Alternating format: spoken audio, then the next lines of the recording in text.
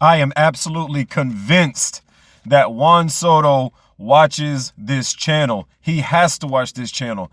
Earlier today, I put out a video where I was asking the question, should Mets fans start to panic because of his recent play? He started off slow this year in 2025 after getting such a big contract. What should we be thinking about this guy right now? And he absolutely shut me up today after hitting 2 bombs in the same game once again. That's his second time doing that this year so far. I don't care what you say. I'm absolutely convinced that he watches this channel. He saw what I had to say about him, and he said, okay, you know what? I'm going to shut you up, and shut me up he did. And I'm perfectly fine with that. I hope that every single criticism that I ever have on this channel, every single Met that I criticize shuts me up that game, and they have a phenomenal game, and we continue to win and dominate this season and stay at the top of Major League Baseball. Doesn't bother me one bit.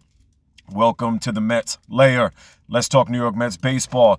It started off rough today out there in the desert, but it ended up pretty good. Senga went 6 innings. He had 2 hits, no runs, 5 walks, 4 Ks, and his ERA has now been lowered to 1.16. Now, 5 walks. He had those 5 walks early on in the game. I think he was at 5 walks by the 3rd inning. He was having problems with his command. He couldn't locate. He just didn't look really good. And it wasn't really happening off of his ghost fork. He was missing pitches with his fastball or whatnot and his slider. And so you can't really blame the ghost fork on this one. But he was able to right the ship. He steadied everything out, and he started to look phenomenal. Went a full 6 innings, went scoreless, and he came out of there looking like a major league pitcher is supposed to look. Excuse me. So he comes out, Kranick in the 8th. We had a nice shutout going. Kranick started to look a little bit shaky in the 8th, gave up a home run. Kranick gets pulled out of there. Braziman, give him his credit. He came out there and got 2 much needed outs. We really needed to get those outs to hold on to this game and make sure that we could move the way that we needed to move to keep this thing going in the direction that it was going, which was a good direction, even though it was a little bit shaky at the beginning. But overall, much needed win. Soto, what can you say about this guy? 2 home runs, much needed home runs. I was talking about it earlier in the previous video, where I was saying that if he doesn't start to get it popping, get that bat jumping or whatnot, Mets fans will turn on him eventually. Mets fans have been really nice. They have been cordial. They've been showing him a lot of respect, a lot of love when he comes out there on the field. But, how long will that last? We know how Mets fans are. We know how it is playing in New York. It can get really tough. It can get really dirty dealing with those fans, and they will turn on you in a heartbeat. But I think that this may have given them a little bit of light, and I hope he continues this and he keeps on going. He had a nice RBI in the 9th, drove in Lindor. He had 3 runs on the evening or on the afternoon, and great for Soto. Hopefully he continues. I want to see this guy really do well. Once he gels and starts to mesh with the team and he really starts to connect with being a Met and being there in that new space, in that new area, I feel like the Mets are just going to dominate. Those 3 in the beginning at the top of the lineup, Lindor, Soto, Alonso, I mean, that's a nasty top of the lineup. And I think that the longer that they start to mesh and start to play together, the better things will get. Now let's talk about Acuna. Acuna is a baller. Hands down, there's nothing that you can say about him. Nothing else you can say about him. He's a baller, and I think he's here to stay. He had 1 hit. He had an RBI, and the kid just looks great at second. Not really a lot of botched plays or anything like that. He may have started out a little bit shaky, but let's keep it in mind, he's a rookie. Early in the year, he kind of looked like he was, a little bit lost, a little bit all over the place.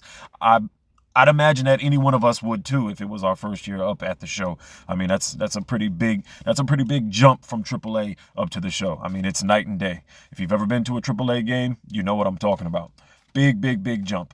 He has 9 stolen bases on the season. I think he's leading the team in stolen bases. This kid is a baller. This kid is here to stay. Comfortable there at second. Comfortable up at the plate. Had a nice hit up the middle. Drove in a run. Added some cushion for the team today. I love seeing that kid out there.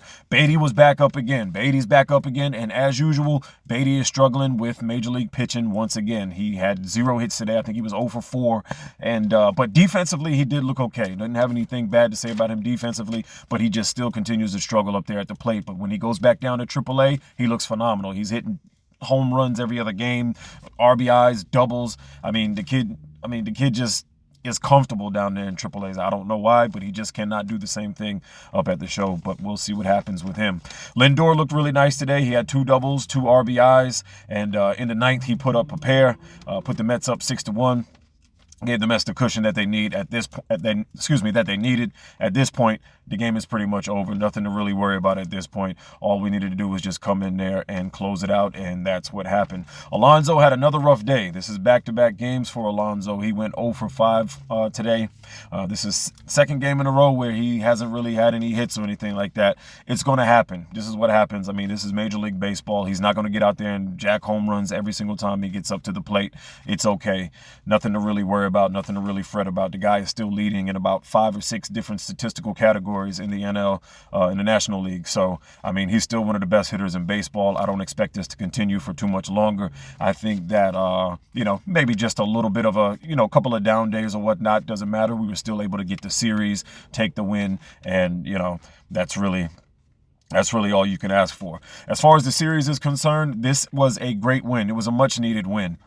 It would have been really bad if the Mets lost this series. If the Mets dropped this series, I think the rest of Major League Baseball and even Mets fans and, anybody who follows the organization would have really started to question what's going on with them. Everybody would have really started to question if these guys are really the real deal or not. But I think that this win here kind of takes a little bit of pressure off their backs, and they looked really good today. And after coming off an abysmal game yesterday, I mean, they looked horrible yesterday, but they seemed to have turn things around and look much better today. And they won in really good fashion. I mean, final score of 7-1. I mean, that's a great win. It's not like they just eked out a one-run game or whatnot. They won dominantly. So, hand them that. They're 11-11 on the road.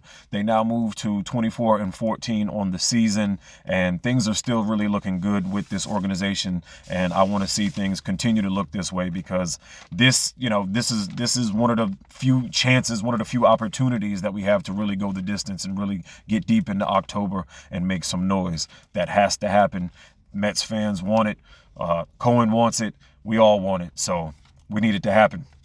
Nimmo, like I said earlier, I didn't think he was going to play today, and he didn't. He did DH. He needed a little bit of rest after tweaking his leg out there in left field. I think it was his left knee that he tweaked, so I don't think there's anything serious going on there. He'll probably be back when they start their series against the Cubs on Friday. We'll just have to wait and see. Jeff McNeil, he tweaked something when he was coming around second on that triple. When he was running, you can kind of see him kind of grimace, and something kind of hurt him. I'm not exactly sure what it was, but we'll find out if he's got an injury or anything like that. Shouldn't be too big of a problem. Second base will be held down by Acuna. We got Vientos and Beatty over there at third. Taylor out there in center field, as long as he can stay healthy or whatnot. If Jeff McNeil needs to take a little bit of time, that's fine. We'll be okay. Next series, Friday, 7:10 p.m. in Queens, another homestand versus the Cubs. This is a 3-game set. The Cubs are looking pretty good. They're all right. Not a bad team. And we need to go in there and dominate again. We need to pull this series out. Winning this series here against the Cubs will really, really push the Mets forward, I believe. I believe that this will really be a huge confidence booster to get back-to-back series wins. And it'll really make Mets fans feel good. It'll make me feel good. And that's what matters. Probable pitcher is going to be Holmes. He's 4-1. He's got a 2.95 ERA with 39 Ks. Hopefully he gets out there. He can get us started and get us going, and he can go a few extra innings as far as not being pulled out of there in the 3rd or 4th inning. And maybe he can get 5, 6, goes into 7. Great. Phenomenal. That's what we'll need. So, once again, overall, great win. Much needed win. Soto's bat is waking up. Let's hope it stays awake. I want to see this guy really do well. I want to see him become a forever Met. I want him to be a Met legend. I want him to, really come out and become a baller for the team and really help us really start to dominate and get some wins once he gets comfortable and starts to mesh. We'll see what happens. Let's go Mets.